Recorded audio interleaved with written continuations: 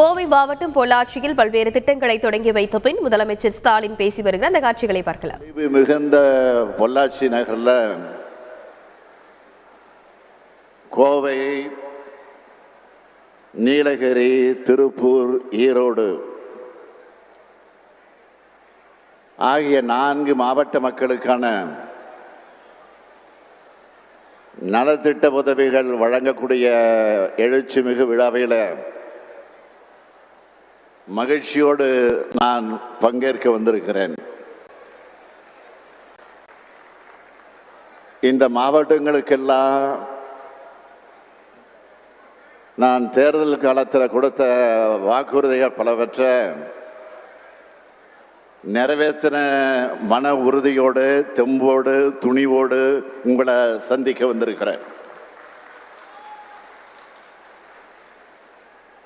திமுக ஆட்சி அமைய நீங்கள் அளித்த வாக்குகளை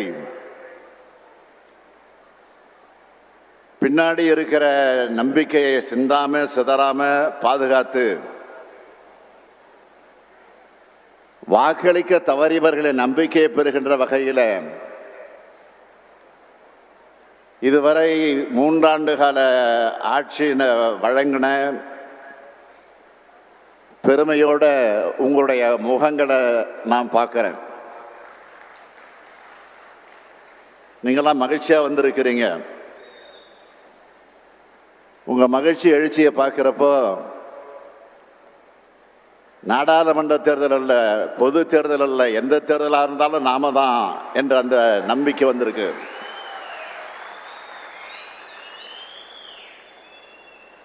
பொள்ளாச்சினால கவிஞர் மருதகாசி எழுதின பாட்டு தான் பலருக்கும் ஞாபகம் வரும். அதுலயும் இன்னைக்கு இன்ஸ்டாகிராமில் இருக்கிற இளைஞர்கிட்ட கூட அவரோட அந்த பாடல் நல்லா ரீச் ஆகிருக்கு.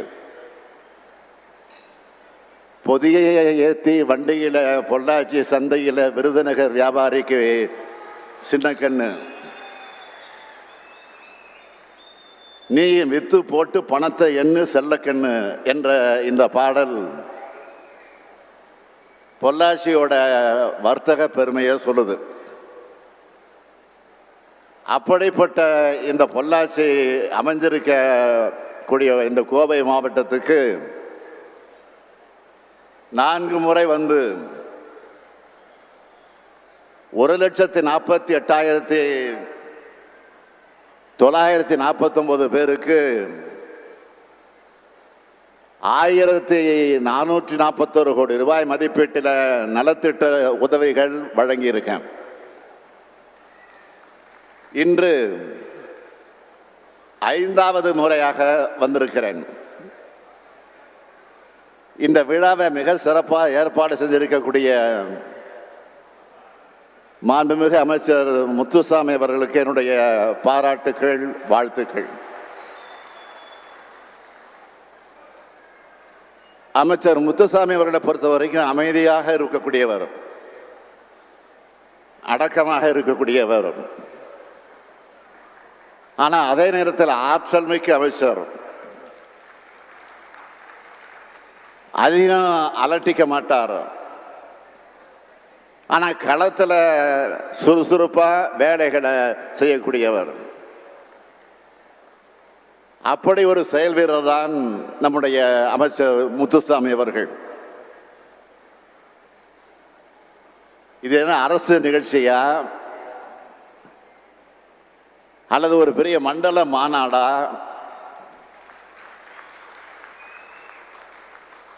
என்று எண்ணக்கூடிய அளவிற்கு இந்த விழாவை ஏற்பாடு செஞ்சிருக்கக்கூடிய இந்த 4 மாவட்டத்து அமைச்சர்களுக்கும் அதேபோல் 4 மாவட்டத்தினுடைய ஆட்சியர்கள் மற்றும் அரசு அதிகாரிகளுக்கும் என்னுடைய பாராட்டுக்களை, வாழ்த்துக்களை தெரிவிச்சுக்க விரும்புகிறேன். இந்த 3 ஆண்டு கால திராவிட மாடல் ஆட்சியோட சாதனைகளை தலைப்புகளா முதல்ல பட்டியலிட விரும்புகிறேன்.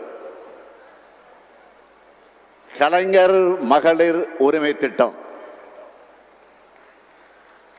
மகளிருக்கு விடியல் பயணம், புதுமை பெண் திட்டம், காலை உணவு திட்டம்,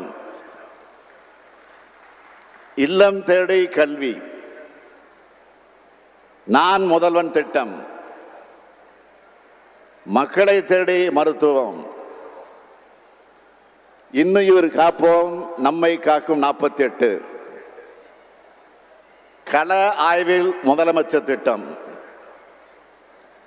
மக்களுடன் முதல்வர் திட்டம். இதற்கெல்லாம் முத்தாய்ப்பாய் நீங்கள் நலமா திட்டம். நம்மளோட திட்டங்கள் மூலமா பயனடைந்த ஒவ்வொருவரையும் செல்போன்ல அழைச்சு முதல்ல நீங்க நலமான்னு கேட்கிறேன். பின்னர் திட்டத்தோட பயன் வந்து சேர்ந்துதா அப்படின்னு கேட்கிறேன். அதுல ஏதாவது சிரமம் இருக்கான்னு கேட்கிறேன். கோட்டையிலிருந்து மட்டும் திட்டங்கள் அறிவிக்காம கடைக்கோடையில் இருக்கிற மக்கள் கிட்டையும் பேசுற முதலமைச்சராக இருக்கக்கூடியவன் நான் தான். இதேதோ நான் ரொம்ப கர்வத்தோட சொல்றேன் நினைக்காதீங்க, அடக்கத்தோட சொல்றேன், உரிமையோட சொல்றேன். உங்க ஒவ்வொருத்தருடைய உணர்வையும் மதிக்கிறவன்னா, உங்க ஒவ்வொருத்தருடைய கருத்தையும் காது கொடுத்து கேட்கிறவன்னா, உங்க கோரிக்கைகளை தேவைகளை நிறைவேற்றணும்னு உழைக்கிற முதலமைச்சர் தான். அதனாலதான் நீங்கள் நலமா திட்டத்தை தொடங்கி இருக்கேன். இப்படி சிந்திச்சு சிந்திச்சு மக்களுக்கான முத்திரை திட்டங்களை உருவாக்குறதுல தான் தமிழ்நாட்டுடைய தொழில் வளம் உயருது, வேலை வாய்ப்பு பெருகுது, பொருளாதாரம் வளருது, ஒட்டுமொத்த தமிழ்நாடு முன்னேறுது. அதை பார்த்து சிலர் பொறாமைப்பட்டு தமிழ்நாட்டு மக்களையும் தமிழருடைய உணர்வுகளையும் கொச்சைப்படுத்துகிற வகையில் பொய்களையும் அவதூறுகளையும் பரப்ப வாட்ஸ்அப் யூனிவர்சிட்டி நடத்துறாங்க. அவங்களுக்கெல்லாம் நீங்க தக்க பாட போட்ட நேரம் வந்துருச்சா இல்லையா? நம் மண்ணை, நம் தமிழை, நம் பண்பாட்டை, நம் வரலாற்றை, நம் பெருமையை பழிப்பவர்களுக்கு பதில் சொல்ற காலம் வந்தாச்சு. அதோட அடையாளம் தான் இங்க நீங்க திரண்டு வந்திருக்கக்கூடிய காட்சி. திரளாக வந்திருக்கக்கூடிய உங்களுடைய கோவை மாவட்டத்துக்கு செஞ்சிருக்கக்கூடிய வளர்ச்சி பணிகளை வரிசையா பட்டியலிட விரும்புகிறேன். பில்லூர் கூட்டு குடிநீர் திட்ட 3ஆம் கட்ட பணிகள் நிறைவு. செம்மொழி பூங்கா அமைக்க அடிக்கல். சங்கனூர் ஓடை புனரமைப்பு. உக்கடம் ஆத்துப்பாலம் மேம்பாலம் கட்டி முடிக்கப்பட்டு நீட்டிப்பு பணி. அவிநாசி சாலை உயர்மட்ட மேம்பாலம், பொள்ளாச்சி புறவழிச்சாலை மேற்கு புறவழிச்சாலை பணிகள். விளாங்குறிச்சி தகவல் தொழில்நுட்ப பூங்கா. குறிச்சி தொழிற்பேட்டையில அடுக்குமாடி ஆயத்த தொழில் வளாகம்னு ஏராளமான திட்டங்கள் கோவை மாவட்டத்திற்கு வழங்கினதோடு இது எல்லாத்துக்கும் முகடும் வைக்கிற மாதிரி மதுரை போன்ற கோவையில் அறிவியல் மையத்தோடு கூடிய உலகத்தரம் வாய்ந்த ஒரு மாபெரும் நூலகமும் அமைக்க உள்ள அரசு தான் உங்களுடைய அரசு. இந்த அரசு அடுத்து ஈரோடு மாவட்டத்துக்கு வரேன். ஈரோடு மாவட்டத்தை பொறுத்த வரைக்கும் ஈரோடு மாநகராட்சியில் விடுபட்ட பகுதிகளில் பாதாள சாக்கடை திட்டம், கலைஞராயன் வாய்க்கால் புதுப்பிக்கும் பணி, மாவட்ட மத்திய நூலகம் புதுப்பிப்பு, கிராமப்புற சாலைகள், ஈரோடு மருத்துவமனைக்கு மாபெரும் கட்டடம். வெள்ளோடு கிராமத்தில் 120 அடுக்குமாடி குடியிருப்புகள். சித்தோட்டில் மஞ்சள் ஏற்றுமதி மையம், ஜவுளி பூங்கான்னு பல்வேறு திட்டங்களை ஈரோட்டுக்காக செஞ்சிருக்கோம். திருப்பூர் மாவட்டத்தை எடுத்துக்கிட்டா பாதாள சாக்கடை திட்டம் இணைப்புகள், 843 கிலோமீட்டர் நீளத்துக்கு சாலைகள், 4 பாலங்கள், புதிய பேருந்து நிலையம், 27 பள்ளிகளில் 60 புதிய வகுப்பறைகள் உள்ளிட்ட பணிகள் திருப்பூர் மாவட்டத்தில் செஞ்சிருக்கோம். நீலகிரி மாவட்டத்தை எடுத்துக்கிட்டா யானை பாகர்களுக்கு உதவியாளர்களுக்கு வீடுகள், தேயிலை தோட்ட தொழிலாளர்கள் 1000 பேருக்கு ஓய்வூதிய பலன்கள், தேயிலை தோட்ட தொழிலாளர்களுக்கு ஊதிய உயர்வு, ஓய்வு பெற்ற ஊழியர்களுக்கு குடியிருப்புகள் ஆகியவை வழங்கப்பட்டிருக்கு. நீலகிரி மாவட்டத்தில் இருக்கிற குடும்ப அட்டைதாரர்களுக்கு அரிசிக்கு பதிலாக 2 கிலோ கேழ்வரகு வழங்குகிற திட்டம் தொடங்கி வைக்கப்பட்டிருக்கு. வனவிலங்குகளால் தாக்கப்பட்டு உயிரிழப்பவர்களுடைய குடும்பங்களுக்கு வழங்கப்படுகிற இழப்பீட்டு தொகையை 5 லட்சத்திலிருந்து 10 லட்சம் ரூபாயாக உயர்த்தி இருக்கும். இப்படி கோவைக்கும் நீலகிரிக்கும் திருப்பூருக்கும் ஈரோட்டுக்கும் ஏராளமான திட்டங்களை கொண்டு வந்த ஆட்சிதான் உங்களுடைய திராவிட மாடல் ஆட்சி. அது மட்டும் இல்லாம இந்த 4 மாவட்டங்கள்ல 560 கோடி 5 லட்சம் ரூபாய் மதிப்பீட்டில் 273 திட்டங்கள் இன்றைய விழாவில் மக்களுடைய பயன்பாட்டுக்காக திறந்து வைக்கப்பட்டிருக்கு. 489 கோடி 53 லட்சம் ரூபாய் மதிப்பிலான 35 புதிய திட்டப்பணிகளுக்கு அடிக்கல் நாட்டப்பட்டிருக்கு. 223 கோடி 93 லட்சம் ரூபாய் மதிப்பீட்டில் 57,235 பயனாளிகளுக்கு நலத்திட்ட உதவிகள் வழங்கப்பட்டிருக்கு. இவற்றினுடைய மொத்த மதிப்பு 1,273 கோடி 51 லட்சம் ரூபாய். இதன் தொடர்ச்சியா சில புதிய அறிவிப்புகளையும் இந்த விழாவில் மகிழ்ச்சியோடு நான் வெளியிட விரும்புகிறேன். முதலில் கோவை மாவட்டத்துக்கான 13 அறிவிப்புகள்.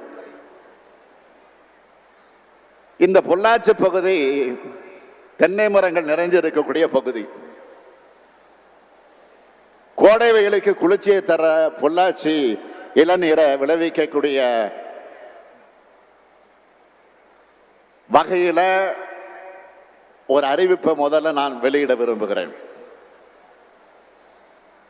தென்னை மரங்களை அதிகமாக பாதிக்கிற நோயா நேர்வாடல் நோய் இருக்கு. அந்த தென்னை வேர்வாடல் நோய் பாதிப்பு அதிகமாக இருக்கிற மரங்களை வெட்டி அகற்றுவதற்காக 14 கோடி 4 லட்சம் ரூபாய் நிதி வழங்கப்படும். இரண்டாவதா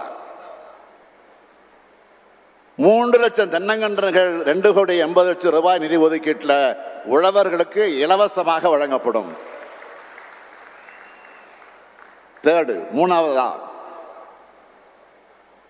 அகில இந்திய அளவில் தேங்காய் விற்பனை செய்யறதுக்கான உரிய சந்தை வாய்ப்புகளை ஏற்படுத்த தமிழ்நாடு வேளாண்மை விற்பனை மற்றும் வேளாண் வணிகத்துறையின் கீழ் செயல்படுகிற 157 ஒழுங்குமுறை விற்பனை கூடங்களில் மின்னணு தேசிய வேளாண் சந்தை மூலம் வெளி மாநில வணிகர்களோட தொடர்பை ஏற்படுத்தி வெளிப்படைத்தன்மையோடு வணிகர்கள் மற்றும் வேளாண் பெருமக்கள் நேரடியாக விற்பனைகளை கலந்துக்கிற ஊக்குவிச்சு தென்னை விவசாய பெருமக்களுக்கு நல்ல விலை கிடைக்கவும் வங்கி பரிவர்த்தனை மூலமா அவங்களோட வங்கி கணக்குக்கு உடனடியாக வரவு வைக்கவும் உரிய ஏற்பாடுகள் செய்யப்படும். நாலாவது, தென்னை விவசாயிகளுடைய நலன் கருதி கூட்டுறவு விற்பனை சங்கங்கள் மூலம் தேங்காய் நேரடியாக கொள்முதல் செய்து கூட்டுறவு சில்லறை விற்பனை நிலையங்கள் மூலம் நுகர்வோர்களுக்கு விற்பனை செய்யப்படும். அஞ்சாவது அறிவிப்பா, விளாமரத்தூர் சாலை முதல் அத்திக்கடவு அணை வரை 8.29 கிலோமீட்டர் நீளத்தில் 9 கோடி ரூபாய் மதிப்பீட்டில் சாலை அமைக்கப்படும். ஆறாவது, வார்டு எண் 11 மூங்கில்மடை குட்டை பழங்குடியினர் வசிக்கக்கூடிய பகுதியில் 57 லட்சம் ரூபாய் மதிப்பீட்டில் சிறுபாலம் மற்றும் வடிகால் அமைக்கப்படும். ஏழாவது, மதுக்கரை ஊராட்சி ஒன்றியம் மாவுத்தம்பதி ஊராட்சிக்குட்பட்ட வாளையார் வனப்பகுதியில் தரைமட்ட குடிநீர் தொட்டி கட்டி தரப்படும். எட்டாவது, காரமடை ஆனைமலை சூலூர் ஊராட்சி ஒன்றியத்தில் 4 கோடியே 39 லட்சம் ரூபாய் மதிப்பீட்டில் சாலை அமைக்கப்படும்.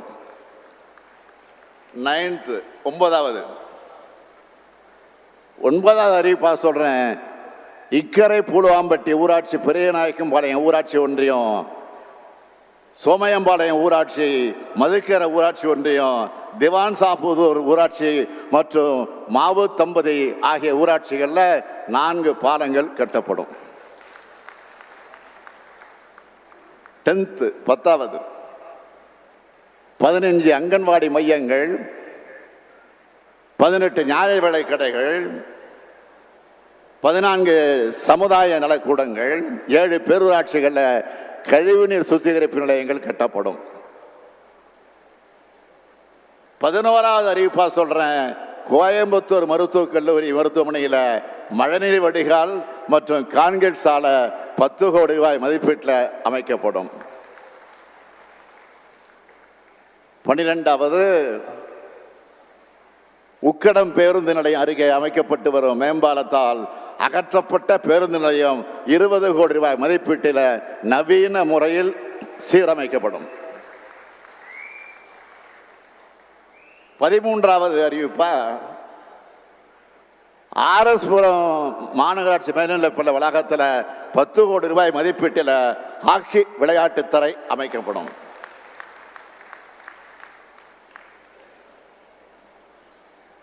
அடுத்து ஈரோட்டுக்கு வரேன். ஈரோட்டு மாவட்டத்துக்கான அறிவிப்புக்காக இப்ப வரேன். முதலாவதா, சோலார் பகுதியில் 20 கோடி ரூபாய் மதிப்பீட்டில் காய்கறி மளிகை சந்தை வளாகம் அமைக்கப்படும். 2வது, வஉசி பூங்கா 15 கோடி ரூபாய் மதிப்பீட்டில் தரம் உயர்த்தி தரப்படும். 3வது, ஈரோடு மாநகராட்சி பகுதியில் 30 கோடி ரூபாய் மதிப்பீட்டில் கழிவுநீர் சுத்திகரிப்பு நிலையத்தோடு காவிரி ஆற்று முகப்பு மேம்படுத்தப்படும். 4வது, புதிய மாவட்ட மைய நூலகம் ஒன்று 6 கோடி ரூபாய் மதிப்பீட்டில் அமைக்கப்படும். 5வது, அந்தியூர் ஊராட்சி ஒன்றியம், பருகூர் ஊராட்சி, தாளவாடி ஊராட்சி ஒன்றியம், தலமலை அரசனூர் ஊராட்சிகளில் மலைவாழ் மக்கள் வசிக்கக்கூடிய இணைப்பு சாலை வசதி இல்லாத அந்த 9 கிராமங்களுக்கு 5 கோடி ரூபாய் மதிப்பீட்டில் இணைப்பு சாலை வசதி ஏற்படுத்தப்படும். 6வது, 8 சமுதாய நலக்கூடங்கள் கட்டப்படும். 7வது, சத்தியமங்கலம் நகராட்சியில் 20 கோடி ரூபாய் மதிப்பீட்டில் குடிநீர் பணிகள் மேற்கொள்ளப்படும். 8வது அறிவிப்பா, மஞ்சள் மற்றும் மஞ்சள் மதிப்பு கூட்டப்பட்ட பொருட்கள் இருப்பு வைத்து வியாபாரம் செய்ய ஏதுவாக குளிர் பதன கிடங்குகள் அமைக்க நடவடிக்கை எடுக்கப்படும். 9வது அறிவிப்பா, பெருந்துறையில் நொய்யல் ஆற்றோட வடக்கு கரையில் இருக்க கொடுமணல் அகழ்வாய்வுல கண்டெடுக்கப்பட்ட பொருட்கள் அடுத்த தலைமுறையினரும் அறிந்து கொள்ள காட்சிப்படுத்திட ஈரோடு மாவட்டத்தில் தமிழ்நாடு அரசின் சார்பில் தொல்லியல் துறையின் மூலமாக 10 கோடி ரூபாய் மதிப்பீட்டில் அருங்காட்சியகம் அமைக்கப்படும். அடுத்து திருப்பூருக்கு வரோம். அடுத்து திருப்பூர் இந்த மாவட்டத்துக்கான 5 அறிவிப்புகள். முதலாவதாக பெருமாநல்லூர் சாலையில் நல்லாற்றில் பொம்மநாயக்கம்பாளையம் மற்றும் போயம்பாளையம் சாலை வர மற்றும் பிச்சம்பாளையம் மீன் சாலை முதல் ராஜா நகர் வர 11,50,00,000 ரூபாய் மதிப்பீட்டில் பாலங்கள் கட்டப்படும். இரண்டாவதா திருப்பூர் மாநகராட்சிக்கு 75 கோடி ரூபாய் மதிப்பீட்டில் புதிய அலுவலக கட்டடம் அமைக்கப்படும்.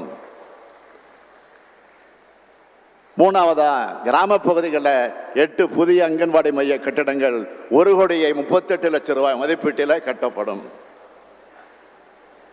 நாலாவதா 13 சமுதாய நல கூடங்கள் 11,17,00,000 ரூபாய் மதிப்பீட்டில் கட்டப்படும். அஞ்சாவது பல்லடம் அரசு மருத்துவமனை வளாகத்தில் புதிதாக விபத்து மற்றும் எலும்பு முறிவு சிறப்பு மருத்துவமனை 4 கோடி ரூபாய் மதிப்பீட்டில் அமைக்கப்படும். இதெல்லாம் சொல்லிட்டு நீலகிரி வரேன்னா ராஜா கோச்சிப்பாரு.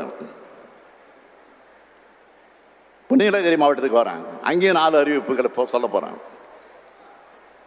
முதலாவதாக உதகமண்டலம் அரசு தாவரவியல் பூங்கா உலகத்தரத்துக்கு இணையா மேம்படுத்தப்படும். இதற்காக பிரணி இல்லம் புதுப்பித்தல், புதிய சுகாதார வளாகம் அமைத்தல், ஆர்கிட் மற்றும் போன்சாய் வளர்ப்பு கூடம், வடிகால் வால்காய் உள்ளிட்ட உட்கட்டமைப்பு வசதிகள் 3 கோடி ரூபாய் மதிப்பீட்டில் மேம்படுத்தப்படும். இரண்டாவதா 5 அரசு துணை சுகாதார நிலையங்களுக்கு தலா 50,00,000 ரூபாய் செலவில் மொத்தம் 2,50,00,000 ரூபாயில புதிய கட்டடங்கள் அமைக்கப்படும். மூணாவதா தனியார் கட்டடங்கள் இயங்குகிற 10 நியாய விலை கடைகளுக்கு 1,50,00,000 ரூபாய் மதிப்பீட்டில் புதிய கட்டடங்கள் கட்டப்படும். நாலாவதா நீலகிரி மாவட்டத்தில் 2 சமுதாய நல கூடங்கள் 1,32,00,000 ரூபாய் மதிப்பீட்டில் கட்டப்படும். இப்படி நான் அறிவிக்கிறேன்னா, நான் ஒரு கோப்புல கையெழுத்து போடுறப்போ லட்சக்கணக்கான மக்கள், கோடிக்கணக்கான மக்கள் மகிழ்ச்சி அடைகிறாங்கன்னு பொருள். அனைத்து மக்களுக்கு நன்மை அளிக்கக்கூடிய ஆட்சியா கழக ஆட்சி செயல்பட்டு வருது. 10 ஆண்டு காலம் அதிமுக ஆட்சி தமிழ்நாட்டில் நடந்துச்சு. அவங்களால இப்படி பட்டியல் போட்டு சொல்ல முடியுமா? மேற்கு மண்டலத்தை தங்களோட கோட்டைன்னு சொல்லிக்கிட்டாங்களே. வாக்களித்த மக்களுக்கு அதிமுக ஆட்சி ஏதாவது நன்மை செஞ்சுதான்? இத்தனைக்கு மேற்கு மண்டலத்தை சார்ந்த அமைச்சர்கள் அதிமுக ஆட்சியில அதிகாரத்தில் இருந்தாங்க. அவங்க இந்த மேற்கு மண்டலத்துக்கு செஞ்சது என்ன? மகள்களை பெற்ற அத்தனை பெற்றோரையும் பதற வைத்தது இந்த பொள்ளாச்சி சம்பவம். மறந்துட முடியுமா? பெண்களை மிரட்டி ஆபாச படம் எடுத்து தைரியமா அதிமுக ஆட்சிகளை வலம் வந்தாங்க. புகார் கொடுத்தவங்களை மிரட்டினாங்க. திமுக மகளிர் சார்பில் தான் போராட்டம் நடத்தினாங்க. பிறகு நடவடிக்கை எடுப்போம்னு ஒரு நாடகம் போட்டாங்க. ஆனா சாட்சிகள் மிரட்டப்படக்கூடிய வேடிக்கையை பார்த்தாங்க.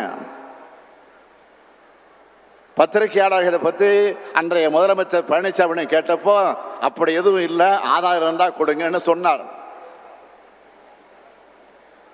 நான் இப்ப தேர்தல் பிரச்சாரத்துக்கு வந்தப்போலாம் சொன்னேன், இதை நான் சும்மா விட மாட்டேன், நிச்சயமா இதற்குரிய நடவடிக்கையை இந்த ஸ்டாலின் உறுதியாக எடுப்பான் என்று அப்பொழுதே நான் உறுதி தந்திருக்கிறேன்.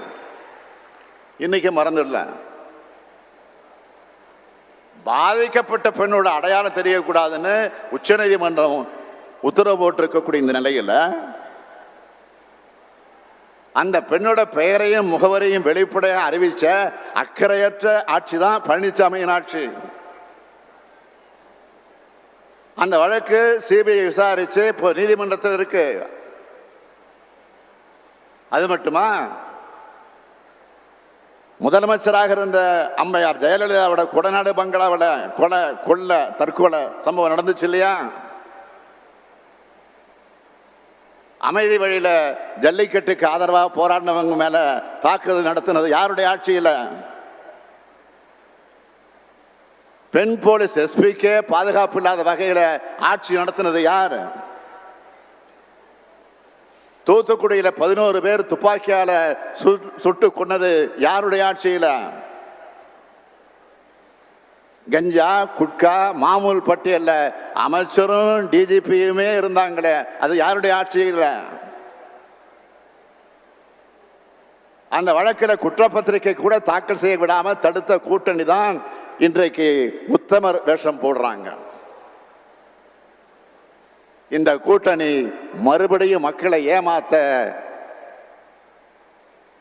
பிரிஞ்ச மாதிரி நடிச்சுக்கிட்டு இருக்காங்க.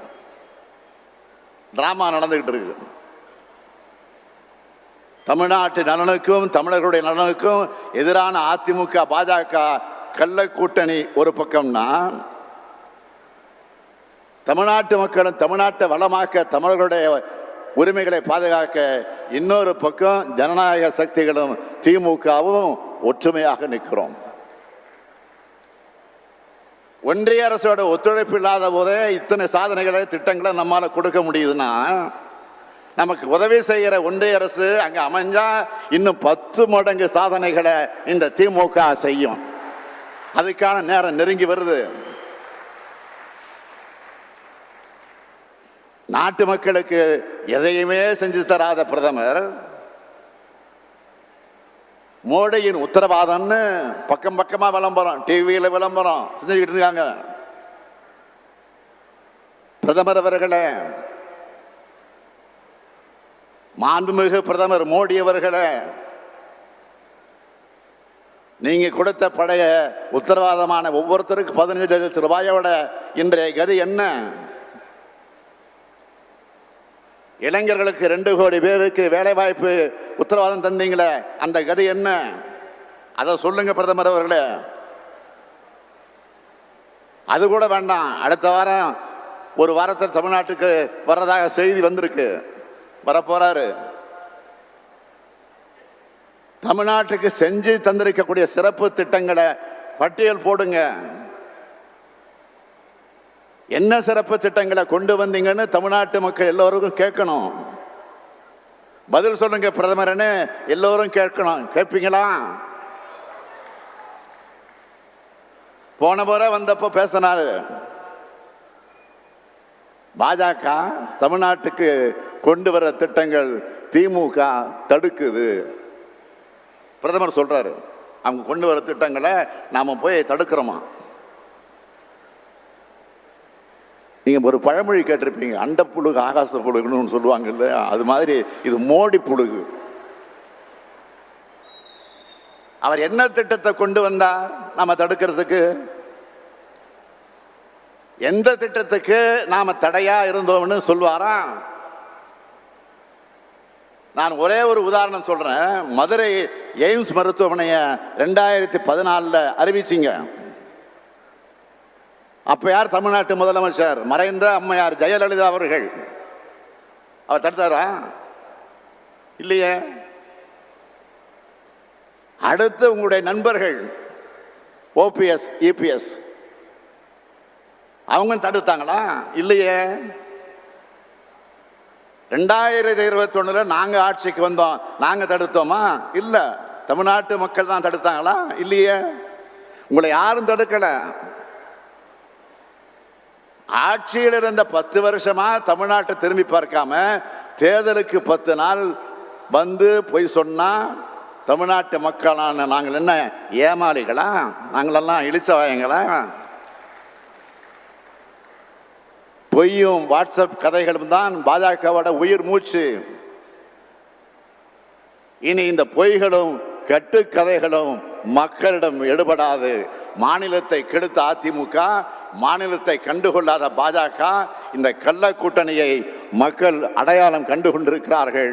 மக்கள் நலனே முக்கியம்னு செயல்பட்டு கொண்டிருக்கக்கூடிய நமது திராவிட மாடல் தமிழ்நாட்டு மக்களாகிய நீங்கள் துணை இருப்பது போல உண்மையான வளர்ச்சியை நமது நாடு காண ஒட்டுமொத்த இந்திய மக்களும் தயாராகிவிட்டார்கள். பாசிசத்தை வீழ்த்த, இந்தியாவை காக்க உங்கள் ஸ்டாலின் அழைக்கிறேன். தமிழ்நாட்டை உயர்த்துவோம், இந்தியாவை காப்போம். நன்றி, வணக்கம். கோவை மாவட்டம் பொள்ளாச்சியில் பல்வேறு திட்டங்களை தொடங்கி வைத்த பின் முதலமைச்சர் ஸ்டாலின் உரையாற்றிய அந்த காட்சிகளை பார்த்தோம்.